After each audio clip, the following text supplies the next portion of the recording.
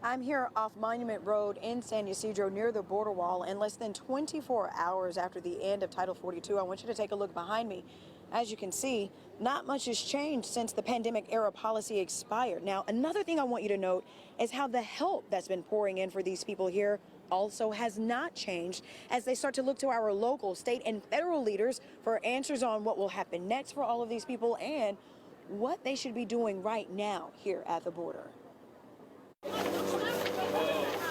I've been a resident of San Diego for 30 years, and we have never seen what we are seeing today. Adriana Hasso is with the American Friends Service Committee. They're just one of the groups of volunteers who are at the border wall in San Ysidro doing what they can to help. We've been able to pull it together and answer to the call of bring me water, bring me a blanket, give me some kind of sense of belonging, and that's what we're trying to do. And it's unsustainable, it's unhealthy.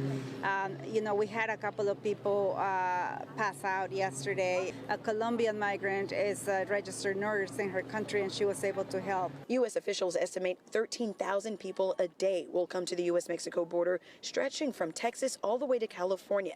That's up from about 6,000 on a typical day before Title 42 expired Thursday night. U.S. Homeland Security Secretary Alejandro Mayorkas says the border situation reflects a fundamentally broken immigration system. Lillian Serrano is the director of the Southern Border Communities Coalition. She says they're helping out by holding those interacting with migrants accountable. Border Patrol is telling them they're not free to go.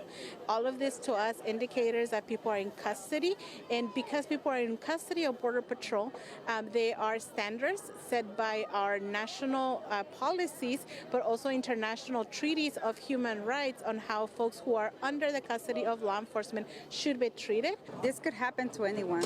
A hurricane, an earthquake, a flood, a situation of violence could happen to anyone. Again, this is a live look at the border wall here in San Ysidro. Now, I spoke with a man yesterday on the other side of this wall who was wearing one of those wristbands that were mentioned earlier in this story. He was here at our border from Turkey, and he was visibly distraught at the idea that his family might not be allowed entry into the United States after he says they sold everything they had just to get to this border wall here in San Ysidro.